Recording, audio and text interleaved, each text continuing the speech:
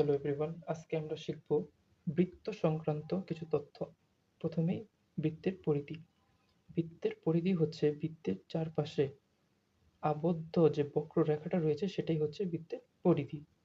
তারপর চলে আসি বৃত্তের ব্যাসার্ধ। বৃত্তের ব্যাসার্ধ হচ্ছে বৃত্তের কেন্দ্র হতে বৃত্তের পরিধির মধ্যবর্তী যে দূরত্ব সেটাকে বলা হয় বৃত্তের ব্যাসার্ধ। বৃত্তের ব্যাসার্ধকে r দ্বারা প্রকাশ করা হয়। এরপরে আসি বৃত্তের ব্যাস। বৃত্তের ব্যাস হচ্ছে বৃত্তের যে কোনো দুটি বিন্দুর সংযোগ সরলরেখা যখন বৃত্তের কেন্দ্র বরাবর যায় তখন সেই সংযোগ সরলরেখাটাকে বলা হয় বৃত্তের ব্যাস। যেমন এখানে অর্ধেক আর দুটো মিলে হয়ে গেছে 2r। বৃত্তের ব্যাসকে 2r দ্বারা প্রকাশ করা হয়। সহজে মনে রাখার জন্য আমরা কিছু কথা মনে রাখতে পারি। ব্যাসকে 2 দ্বারা ভাগ করলে ব্যাসার্ধ পাওয়া যায়।